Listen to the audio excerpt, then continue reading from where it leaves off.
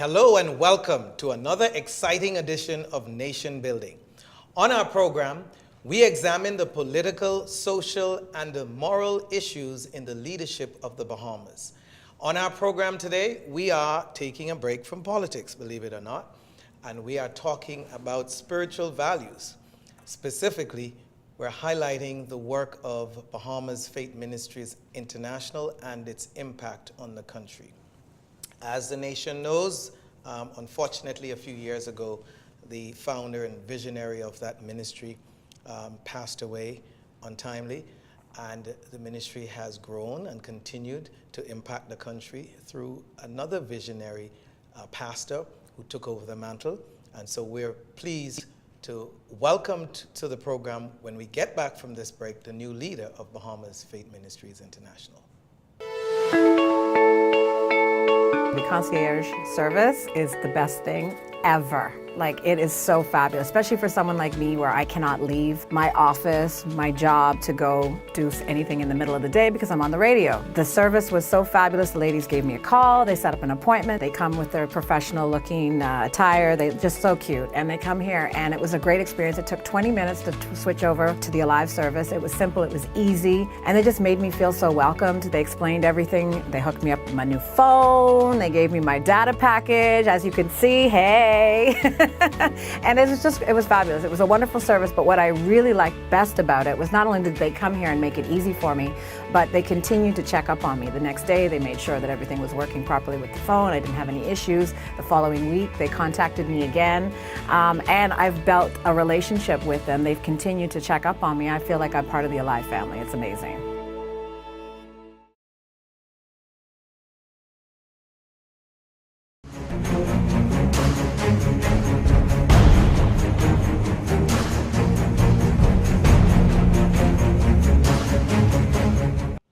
Welcome back to Nation Building. I'm your host, Winston Pinnock, and I'm here today with the new, well, not so new, president of Bahamas Faith Ministries International, and the person of Dr. Dave Burrows. Pastor Dave, welcome back to Nation Building.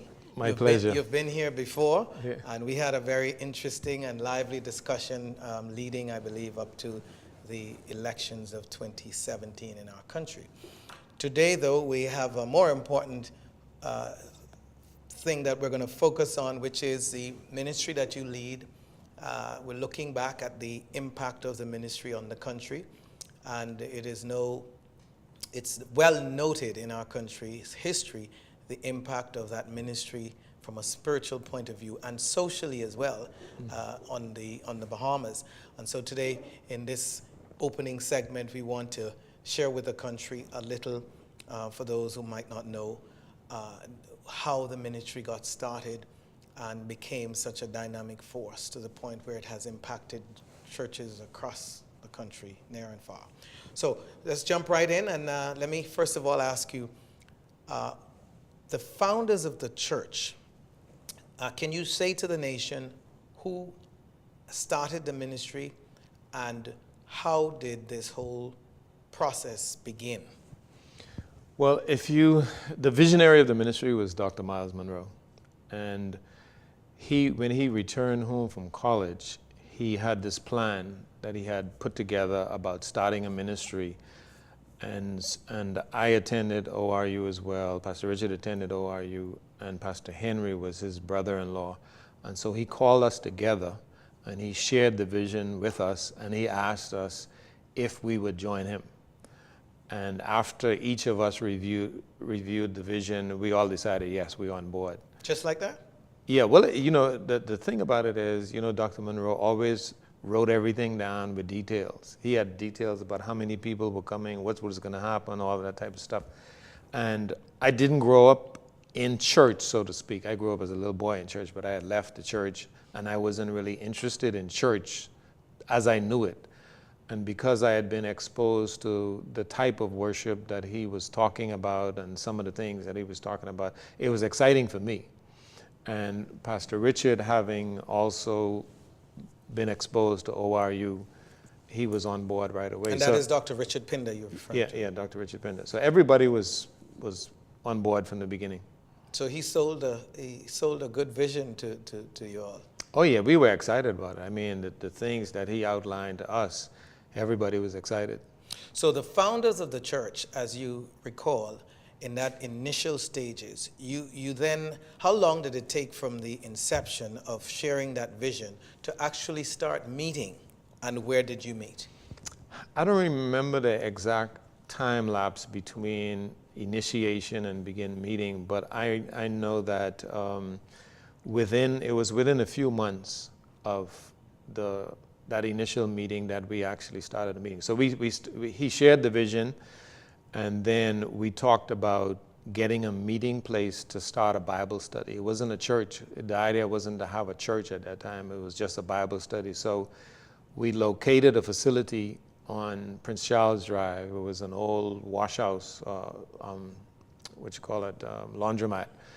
And so we located that, and I think it was about 7 of us who began the ministry. So we started meeting for Bible studies on Friday nights.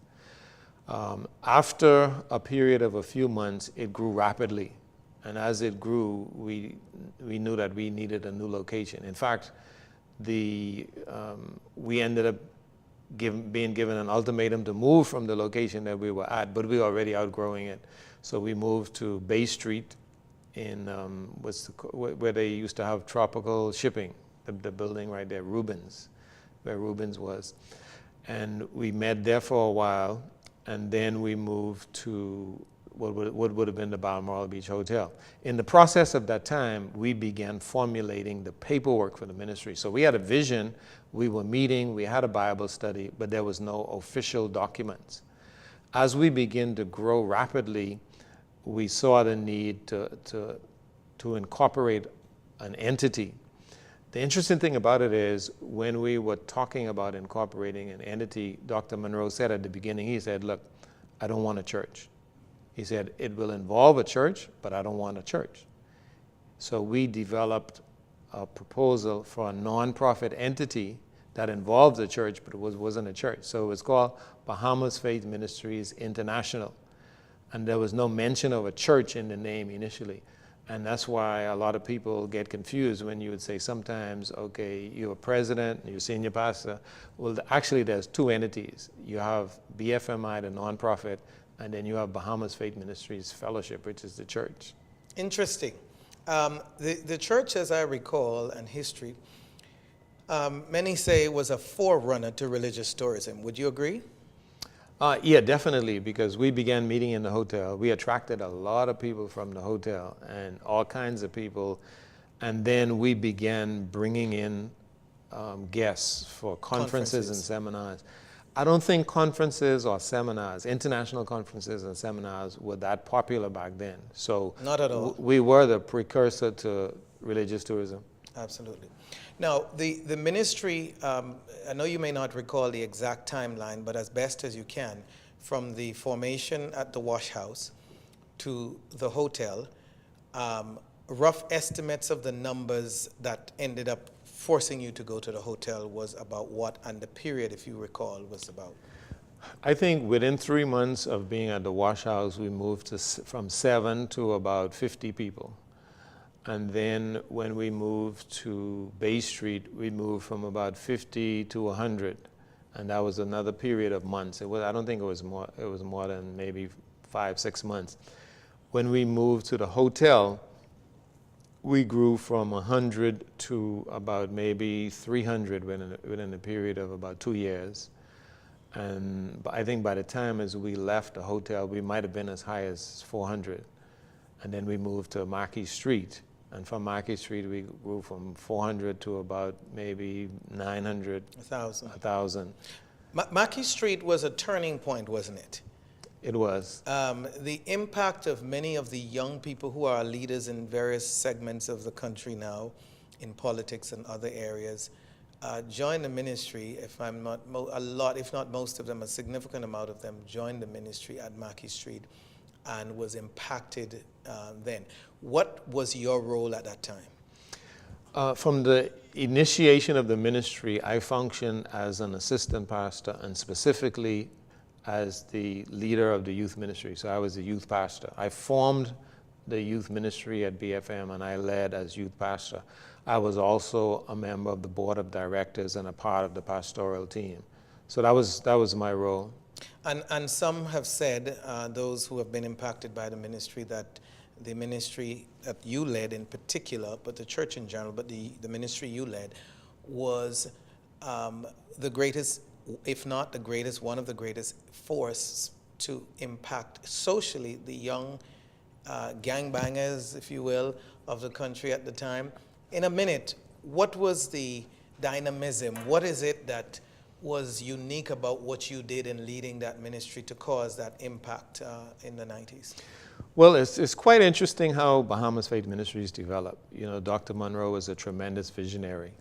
And I came into the picture, basically, I always say that I was an outlaw. I said when we started out with 3 preachers and a gangster. And so I didn't understand church terminology and church methodology, but I had an experience where my life had changed. And so I decided to go out and reach people like me.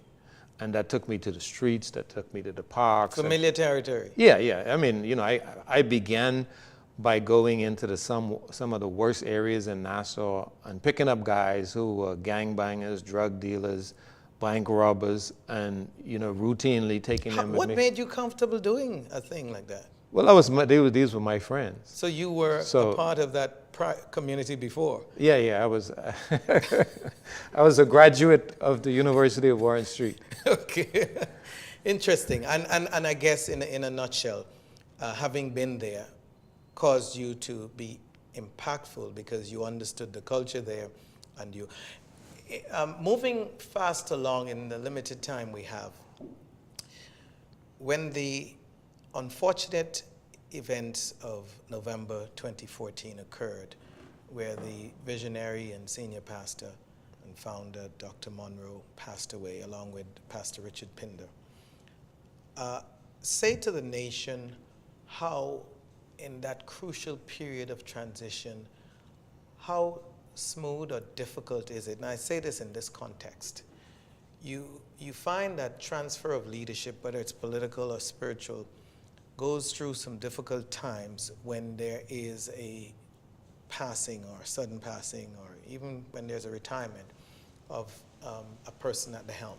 So share with the country how difficult, how challenging that was, how smooth the transition was, if it was. Well, I always tell people, you know, when I got the news of the crash, if you go into the dictionary and you look for a definition of shock, you'll see that picture. I tell you, it was a tremendous shock. I mean, absolutely tremendous shock. And it was very difficult because, you know, we had been together so many years. Our team had been together. We had great plans for the future. The ministry had become a global ministry. Dr. Monroe was probably the most recognized Bahamian in the world at that time. And so it was a tremendous shock. It was tremendously difficult, but what made it easy in terms of transition is that we were all taught to be leaders. We came from a ministry whose motto was transforming followers into leaders and leaders into agents of change. So I was a leader in my own right. All of us were leaders in our own right, all of the leaders of Bahamas Faith Ministries, and we could all handle a church or an organization if it became necessary. I had traveled with Dr. Monroe. We had been partners for many, many years. I knew the vision, I knew him, I knew the ministry. And so at that time, the way I looked at it was almost like I was there when the baby was born, and now the baby's parents are no longer here, so I'm the parent. So was that something that arbitrarily you decided you wanted to do, or was it a board of directors that said that they wanted you to serve? Well, it was one of those things where, you know, you looked around the room and you say, who can carry the vision forward? And who's most familiar with the vision, and who's already in a leadership position. And basically, the board of governors at that time, we all decided together that it would be me. Okay. Just wanted to provide clarity that you make sure that you didn't usher yourself into leadership, that it was a... I almost looked at it the way Jesus said in the Garden of Gethsemane, if there's another way. So one of the most important questions I have for you that I'm sure the nation will learn from today is, what in the world kept this team of men and women together for all those years in leadership, when the history of our country tells us that you start a ministry or you start an organization and success comes and everybody breaks off starting their own thing? What was the secret to keeping I think there were two keys. The first key was the power of vision. We all believed in the vision. And so when we had individual differences and challenges, the vision kept us together. I think the second thing that made us a strong team was that we all fellowship together. So for example, in the early days, we would all go fishing with Pastor Jay, and he would take us out on the boat, so we all get together, and then we'll go by Pastor Jay's house and cook up the crawfish or whatever it was. And so we fellowshipped with each other, and it was like a close-knit family. Good. So we're going to try and do this in less than 2 minutes. The other thing that struck me as I prepared for this was you had a dynamic team together. You did wonderful things together. You took over the work. You're not, you've been doing this for a long time. Is there a plan of transitioning to a younger generation, and what does that look like in terms of time? Well, there's definitely a transition plan in place, and we've been actively working on it. I can't reveal the details at this time, but it's my job to ask the questions. but we do have a transition plan, and there are a number of things that we're working on right now. Wonderful. Okay. And then the final thing I wanted to talk to you about is as we look to the future, what is it that you think is the more outstanding things that the ministry has a desire of doing? Is there any plans to establish branches of the church in other islands or other places? And if you're looking ahead, what's ahead? Well, looking ahead, we are looking to strengthen and build on the vision. The vision is so clear that it's not time-stamped. So let's say, for example, you don't say, well, the vision is going to be 50 years. This is a vision that is open-ended. It's very clear where we're going. The timelines and the exact events in between are debatable and movable parts. But the vision is very clear. So we know that, first of all, we are a local church with a global vision. So we know that we are supposed to touch the world. Secondly, we transform followers into leaders and leaders into agents of change. And then the third thing is our message is the message of the kingdom. So those three components drive us forward. Now, how that fleshes out is dependent upon the circumstances at the time, the environment, and the personnel available. But we intend to, there are a number of buildings that we want to build. There are a number of initiatives that we are working on. For example, we are now incorporating global members. So this last year, we had a number of persons who have never been to the Bahamas who went through our membership class, because we have persons who consider themselves members of Bahamas Faith Ministries who are in other countries. Yeah, in Iraq, Afghanistan, wow, Madagascar, Gabon, Spain, France. And some of these places don't speak English. Absolutely, but I guess they figure out a way. So let's come back locally in the Bahamas. I know reading somewhere the church has a vision of, I can't recall, is it planting churches in the islands, or is it just having ministry efforts to impact the Bahamas? Because you've really saturated NASA over the 30-something years or 40 years that you've impacted. Is there any plans to impact the rest of the Bahamas in a more tangible way? Yeah, we do plan to establish other churches, either establish or partner with already established churches. So for example, we have established another campus of Bahamas Faith Ministries in Freeport. We have ministerial affiliations with some churches in other islands, and we have started a network. It's called the International Association of Kingdom Churches and Ministries, and that network is a global network. So we have a number of churches worldwide that we are involved with or fellowship with, or who look to us as a covering. Wonderful. You're watching Nation Building. I'm your host, Winston Pinnock. We'll be right back after this break. Who said you can't get great quality products at an affordable price? If you want the best quality food products at the most affordable prices, you must pick up the Jamaica Bahama brand of fine quality products at your favorite food store. Products like Jamaica Bahama Coconut Water, the most healthy and refreshing drink on the market. Jamaica Bahama Fruit Punch, the only fruit punch in the Bahamas made from real fruit.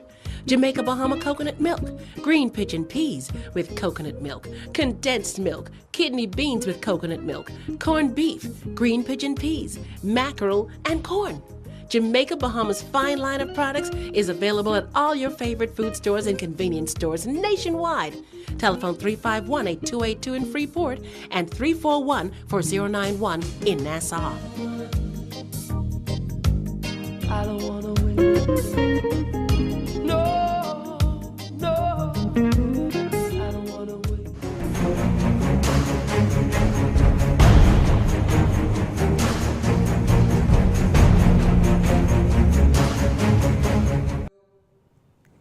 Welcome back to Nation Building. I'm your host, Winston Pinnock, and we are taking a break from politics today. I wonder who's sad. We are talking today about what is most significant, I believe, in the life of our country, which is spiritual values. And there are any number of churches in the country. I don't know if we can count them. But today we're talking about Bahamas Faith Ministries International, as was mentioned earlier. And we have two of the significant figures, them and their families, that would have been a part of the ministry for more years than I know, but they will introduce themselves and tell you how long they've been serving and been a part of that ministry and the impact that it has had on their lives, their family, and of course the Bahamas. And we're talking to Pastor Cipriana Bethel. Pastor Cip, welcome to Nation Building. Thank you, good to be Pastor here. Pat Roll. My pleasure. Welcome to our program. This is a very, very interesting period that our country is going through, and there are many of us who have the privilege to talk to the country that shares the belief and talk to our politicians that the church really is the organization that has the answer. BFM has impacted the Bahamas. There is no question of the transformative impact that the ministry have had. Of course, led in its infancy and the visionary Pastor Dr. Miles Monroe and Dr. Richard Pinder, and now having the privilege to have a younger Pastor Dave Burrows, who has been in youth ministry all these years but now has taken up the mantle. And so wanted you to share a little about the history of the ministry as it impacted your life and your family. And so Pastor, we'll start with the lady first. Okay. Pastor, can you share with us, first of all, how did you come into contact with Bahamas Faith Ministry and your role and your late husband's role in it? Well, thank you very much. About 35 years ago, actually my eldest child was probably about 3, and the youngest one at that time was 1. We came into Bahamas Faith Ministry through the invitation, actually, of Dr. Miles Monroe's wife, because we were all schoolmates. And that is Pastor Ruth Monroe. Both of us, Pastor Ruth Monroe, but we were all schoolmates at alma mater, Queens College. And so we were invited there, and actually I left my husband in the other church, and I just went. Was a little rebellious at that time, and he followed. He followed because we wanted something more, and we were able to find that at Bahamas Faith Ministry. And that move has impacted our lives from then to now. We actually understood what they were doing at that particular time, wanting to become change agents in the world that God had called them to, and so we thought that we wanted to be agents of change as well. And just for the record, your late husband, who was the minister of praise and worship, well renowned in the country, the late Pastor Mark Bethel, yes, has been tremendously impactful in his ministry as well. Yes, he was very impacting whilst he was alive. Of course, he learned a lot from Dr. Monroe and Pastor Wesley Smith at that time, who mentored him, and he was able to make a difference in how we worshiped. And that has left a legacy beyond our understanding, because when I visit churches today and simply see the dance, the movement of worship, and how it has transformed the life and the energy of our local fellowships, he definitely had an impact And in that was world. seen way back then as being even evil, I'm told, in some quarters, eh? It was, but God Don't has bring the proven dance over in the the years church. that it was him who was operating. Wonderful, Yes. wonderful. Pastor Pat, Yes. what is your story and your legacy? How did you come into BFM? Well, I started in 1982. Adeline, at the time, my wife, was pregnant with our first child. And one of my cousins came to me and she said, you guys have to go with us and hear this guy teach about the Word of God. And there was some pushback because traditionally Baptists, we were like, yeah, well, you know, we grew up in this, so we don't need anything new. And I could remember that the Friday night when we got there, he was teaching on And you're talking about Dr. Monroe. His topic was Caught with a Catch. And I remembered it because here was this little short guy, fella. speaking with so much authority, and not only speaking with so much authority, but being able to go to the Word and show you in the Word that what he was saying was not a fable. It was God, actual words that we sat in churches for years and never understood. And that had an impact on me. And I said to my wife that night, you know, I don't think I'm going back to my church. And That same night? That same night. And I said, I got to find a way to say to my pastor that I'm going to start going to another church. Well, of course. You were caught with a catch. I was caught with a catch. And it was significant because I remember the night when we went home, we literally sat up in the Bible, sat up in the bed, and we went through every single scripture that he had spoken about to make sure he was actually telling us what he was saying, because he was going so fast. And we went through and we stayed up the entire night just going through the Word. And it had such an impact on us. I think both of us went back to our several churches once. I spoke with my senior pastor then at the time and told him what I was going through. And then we actually, to make a long story short, started coming to Bahamas Faith Ministry. And that was 1982. And we've been there ever since. Wonderful. And both of your children's, your family obviously, and your children have been significantly impacted by the ministry. They're all raised in the ministry. Yes. Yes, yes. Interesting that you convinced your wife and she convinced her husband. and both of them, of course, served in significant capacity. Yes. It was the foundational stage of the ministry. Yes. It was. One of the other things that at least that caught us was he was the first person I saw who spoke about a vision that he had, not so much for himself, but for his people. How can I impart this vision that is really my vision, but belongs to everybody? How can I get followers to become leaders, and understanding that every provision that God has for me, it is also there for them? How can they grab a hold of that? And I think when we look around at the Bahamas, when we look at all the ministries in the Bahamas, we see that the impact that his vision had is still affecting the churches now. Yes, and I would totally agree with you. He was a visionary leader, and it was the vision that drove him, but it also drove those who submitted to his authority at that particular time. And that vision really engulfed us in growing and understanding and desiring and wanting more of God's presence in our life. And that we transferred to our children, basically deposited in our children, which basically gravitated them to want to make a commitment to even take a more of a leadership role in everything that they did. And my late husband, one of the things, he knew that he was a leader. He always knew that there was so much more to give. And so through the teaching, which was so vibrant and real and simple, and that was one of the things as well. It was not complicated, even to this day under our present leadership.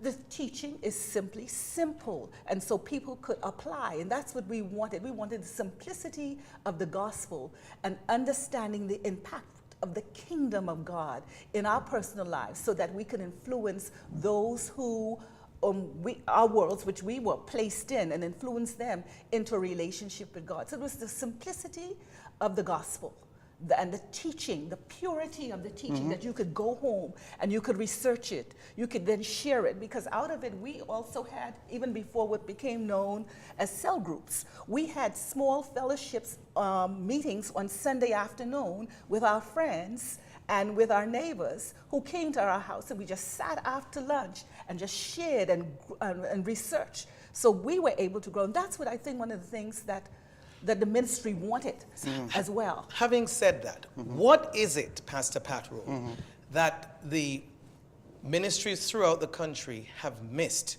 that Bahamas Faith Ministries caught onto, and the vision of the ministry that made it so impactful, quickly as we get ready to wrap up?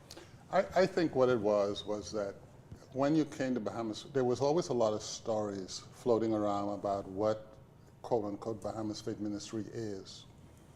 And I think what they missed was everything that Dr. Monroe and Pastor Richard Pinder had belonged to everybody. Whatever they did it not for notoriety. They did it not because they wanted someone to think they're special. I mean, even when Dr. Monroe and Dr. Pinder wrote their books, they made a point to ensure that everything that they've written is not just for them, but if they leave this for us. I think what churches miss sometimes is because it's fine that I want to be a leader of a church, but my leadership should flow down to my congregation. And if I'm leading, if I'm the only person in the pulpit with knowledge and it's not getting to my congregation, then I will continue to have followers. Okay. All right. Pastor Bethel, Cipriana Bethel, you get the last word today in this segment. Tell the country, what do you see? Is this Bahamas Faith Ministries still relevant in the 21st century? It was impactful in the 90s, significantly impactful, and moving beyond that but some would say, is that message and that method and the church today still are relevant? We have so many dynamic ministries in the country now as opposed to when you started. Is it still relevant? Oh, it certainly is very much relevant, because we have seen the transference of the vision in the lives of our present leaders, who are now taking another group of persons to another level of leadership. It is very relevant. We have a very strong following. We may be attracting persons a little younger, and that's because of the present leadership having come out of youth ministries. But it's very, very relevant because we deal with the issues of the day, the practicality of applying kingdom principles to living a successful life. And so the teaching is as powerful as it was then. It's just as powerful today. And we ultimately are creating leaders, not today, not just for today. We're creating future leaders, strong leaders who will continue to have an impact on this society, but also we're now even just beyond the Bahamas. We are global. And those leaders are now living in other countries, not just the Bahamas, they're all over the world and impacting the world that God has called them to. So it's very relevant, it's going nowhere, and it will continue to have an impact in creating leaders for this nation. I'm almost tempted to ask you if BFM did that. You're watching Nation Building. I'm your host, Winston Pinnock. We'll be right back after this break.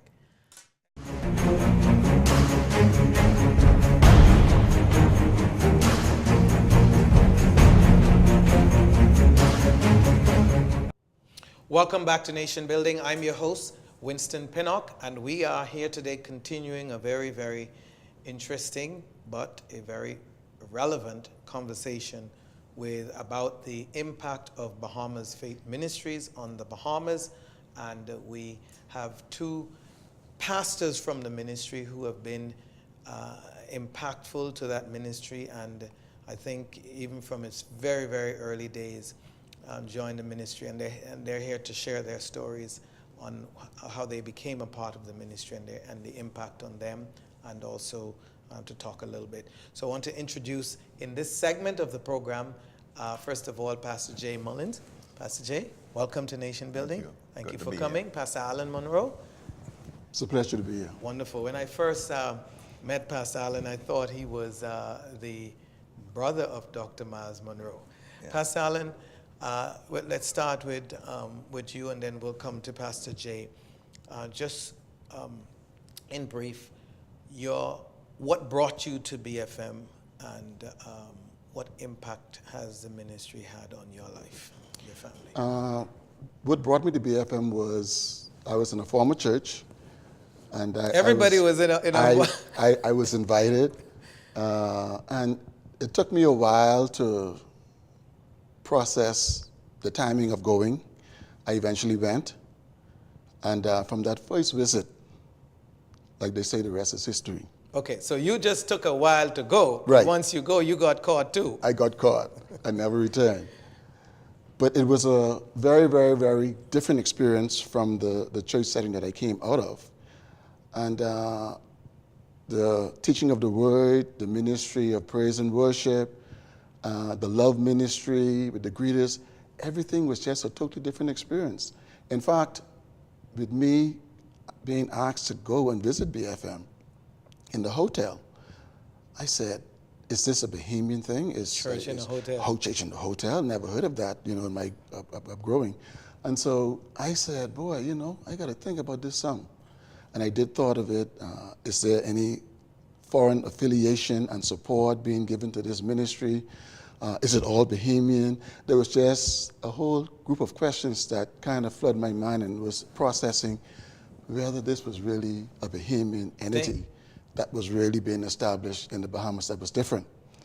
And so when I went and I visited, the experience was just a wonderful, wonderful, life-changing experience for me. And after I visited the first time, I said, you know what? This is what I feel in my heart that the Lord probably wanted me to be a part of. And my background is technical, and so I said, I think I can enhance and provide support in this area of the ministry. And of course, at the time, Pastor Wesley Smith, who served in the ministry over the years, he was the person overseeing the technical area, and he also served in the music ministry as well. And so we spoke as I visited from time to time, and kind of got a little bit more understanding and appreciation for the work of the ministry. And eventually I began to serve and support in the technical area of the ministry. And you continue to serve in that capacity or in a different capacity today? I continue to serve, but then my service and my support expanded. I served initially in the technical area, and then of course it spilled over and I began to serve in the pastoral staff. Administratively? Yes, in the ministry as well. And so your current position in the ministry today is? I am the assistant pastor of the church. I still oversee the technical area of the ministry, just from an administrative standpoint, but I serve really strongly in the support of the church fellowship. Administrative. So you would be the assistant to Pastor Kirsch Dalville? That is correct. Good. Yes. Wonderful. Yes. Now to Pastor Jay, who is the senior man. I struggled when we were preparing. Isn't Pastor Jay? Aren't you one of the foundational pastors of the church? Are you? Yes, I am. But as you heard Pastor Dave might have said, it was just those four at the very beginning. I got to be introduced to Dr. Miles Monroe at Golden Gates Assembly Church, where I was a member in the body of Christ. So everybody came from some church? Yes. So Dr. Monroe took away the people? No. That wasn't his intention, I'm sure, but of course, everybody of course left. not. Go But ahead. you see, it was God who orchestrated this, the whole thing, really. Because I met him and I was introduced to him as a person who loved to go fishing. And he was one of those people who liked fishing. So the pastor of the church introduced him to me. But he came to the church to do a prayer seminar. And that was the first time in my life, on all my search, that I heard the scriptures being, explained so simply. And he got my attention. And when he left, finished the seminar and left, I went to my pastor and I told him. Of course, I was new to the church. It wasn't a year yet that I was saved and entered this church. And I told my pastor, I said, listen, I want to grow in the Word. And I just heard a person who I think will help me with that, so I'm going to go with Dr. Miles Monroe. So you literally left after he left? Yes. But how did your pastor take that? Well, we continue to be friends through the years. Up to this day, we are still friends. It was. But initially? Initially, I guess he considered it because of the fact that I was in the church not quite a year, and he tried to make me a deacon because of my character, I guess. I don't. But I turned it down because of the fact that I knew I hardly knew anything about the Word, because I just got saved, not even a year. So, you know, he probably was a little disappointed that I left. But I went, and they were still at the wash house. So that was the infancy stage, for sure. Yes, they were still at the wash house. And this was at the ending part of 1980. And we were there for about, I think it was 3 weeks or so, and then we moved to Bay Street, to the Central Furniture Building on Bay Street. And that is when Dr. Monroe approached me and said, listen, I've been watching you over the past couple of weeks and couple of months, and the Lord told me that you are going to be one of my leaders. Just like that? Of course. You know, I asked him if he was joking.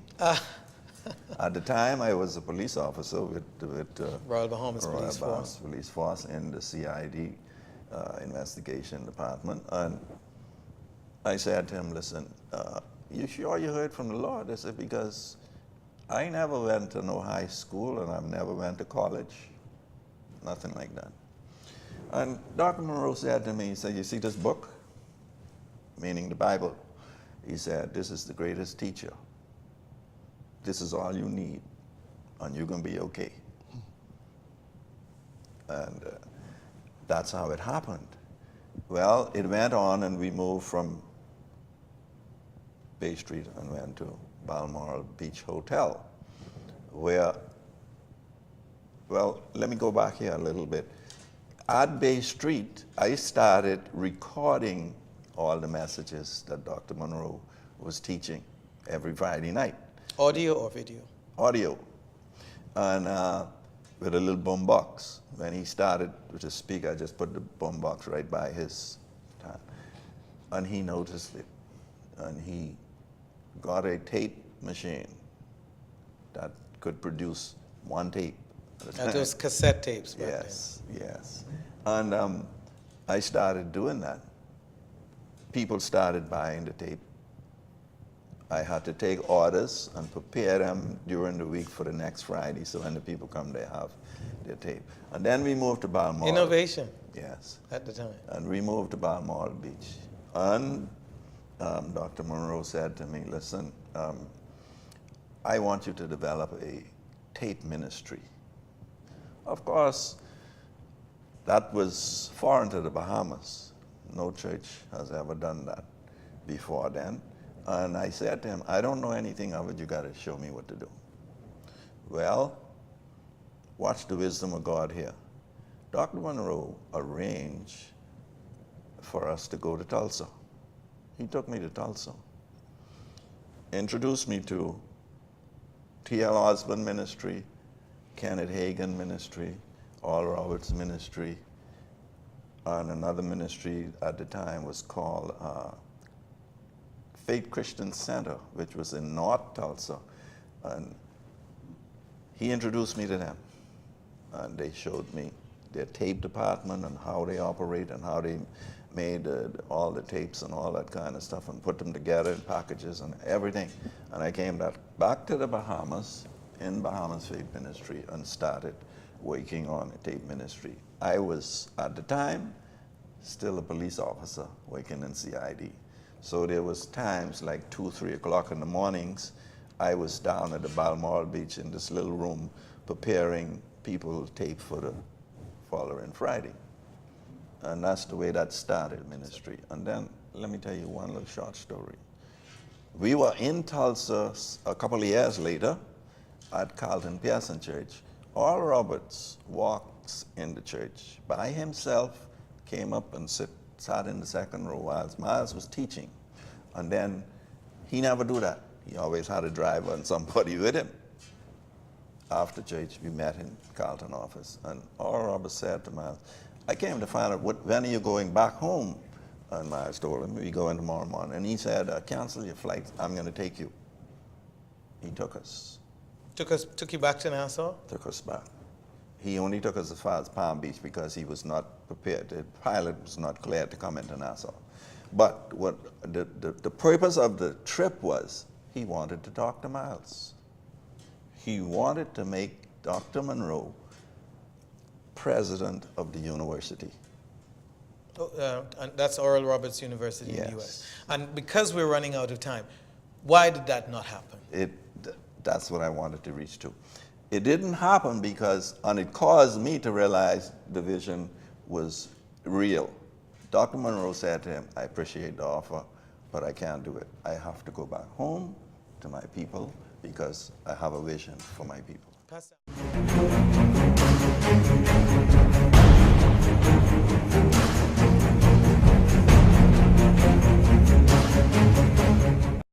Welcome back to Nation Building. I'm your host, Winston Pinnock, and today we are talking religion. Well, we're talking about spiritual growth and development of the country, and specifically we're talking about the history of Bahamas Faith Ministries International, its impact on the Bahamas, and of course in this segment we're talking to a very, very significant founding member of Bahamas Faith Ministries International.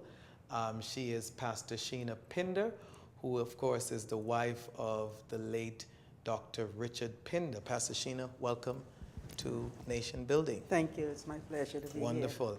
And of course, Pastor Sheena Pinder has been faithful in supporting her husband over 30 years in ministry.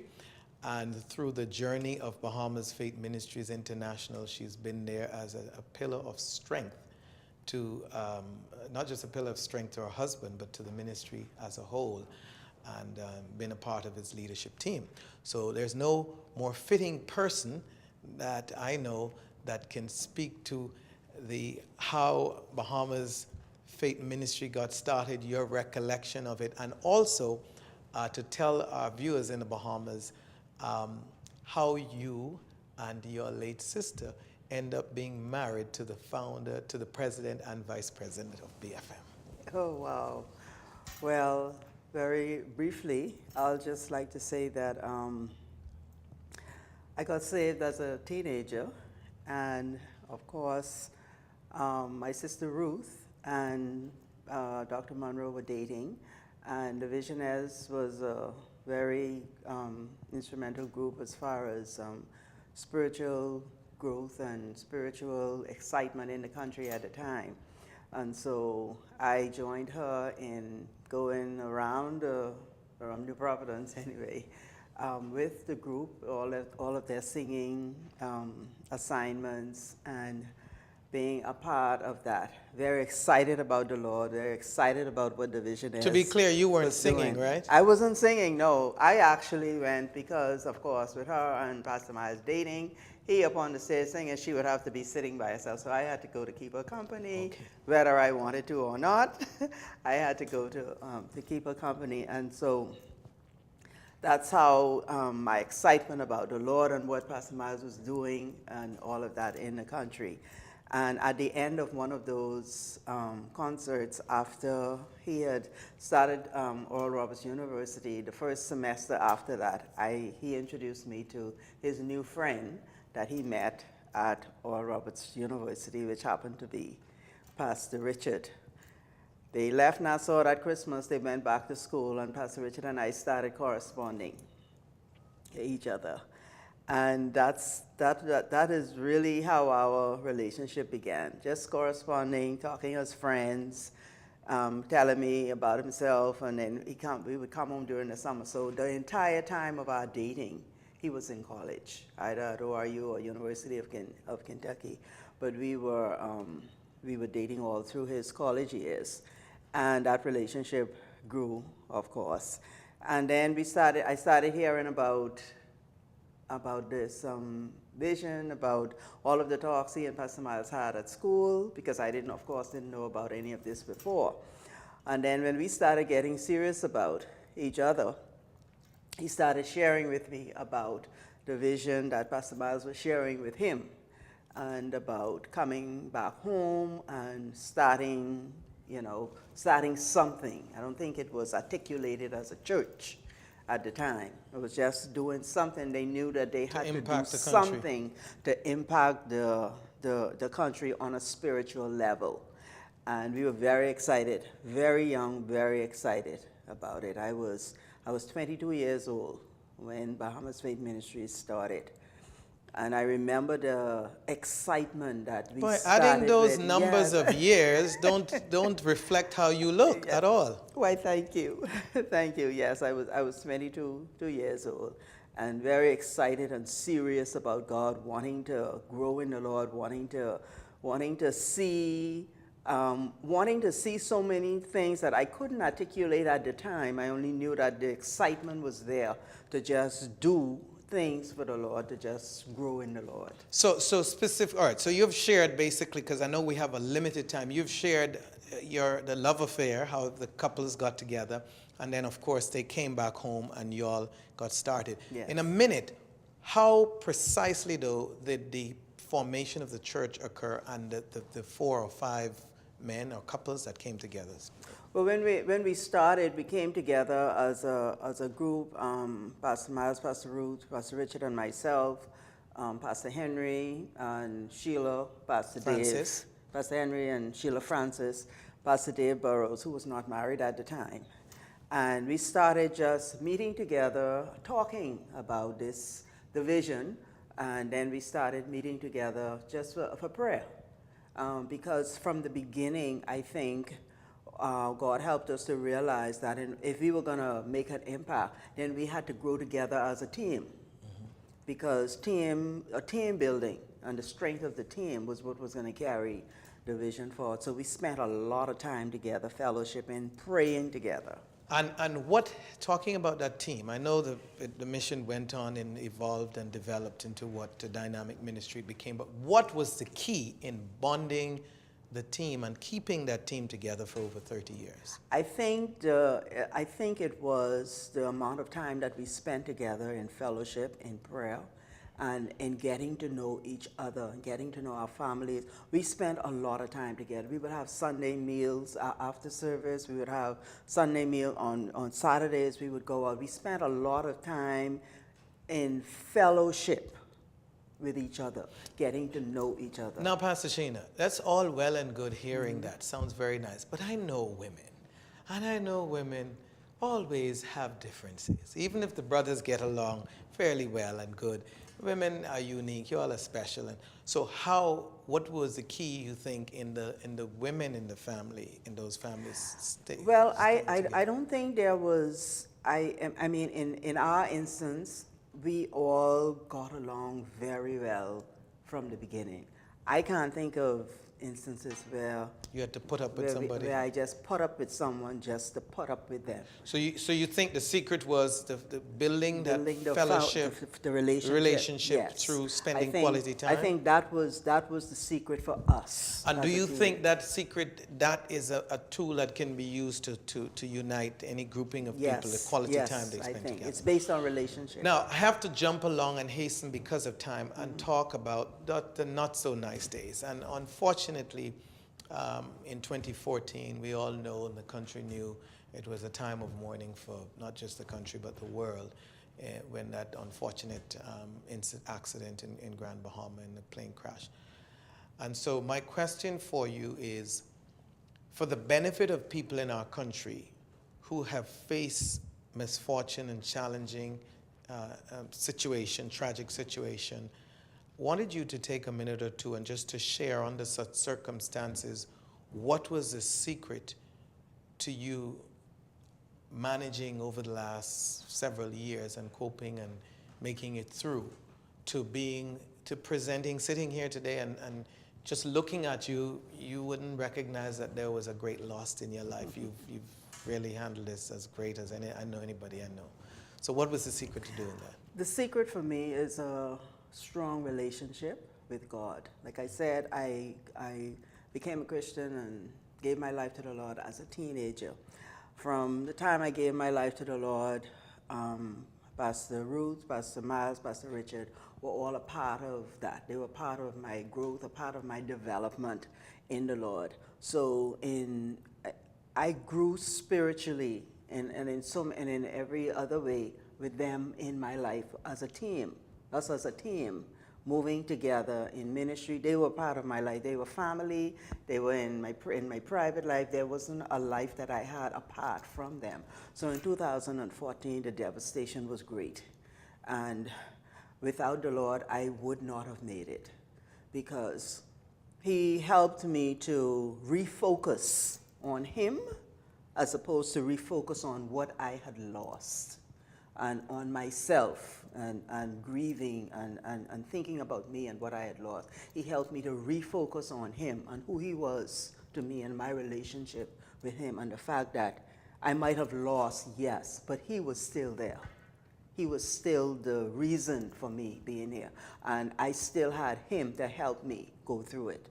Mind you, I still had and still do have those very bad days when I want to have a pity party, because I think I deserve to have a pity party. You know, I think I deserve to have a day when I just sit down and mope and moan.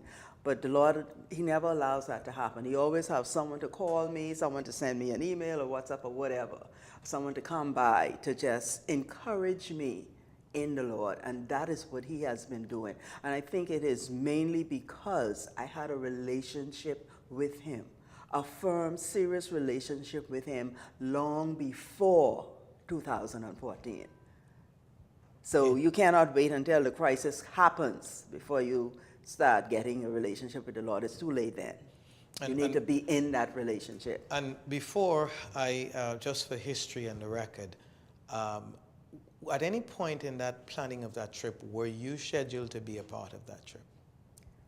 To Freeport. To Freeport. Yes. Well, I, as one of the coordinators for the conference, I would always have to go down ahead to make sure that everything is set up and all of that. And so initially, we were all scheduled to go down on the Saturday, and then plans were changed, and the entire staff was going down on Sunday. So I knew I had to go ahead of time. So you were never scheduled? So I was never scheduled to stay behind. The last question I have for you is,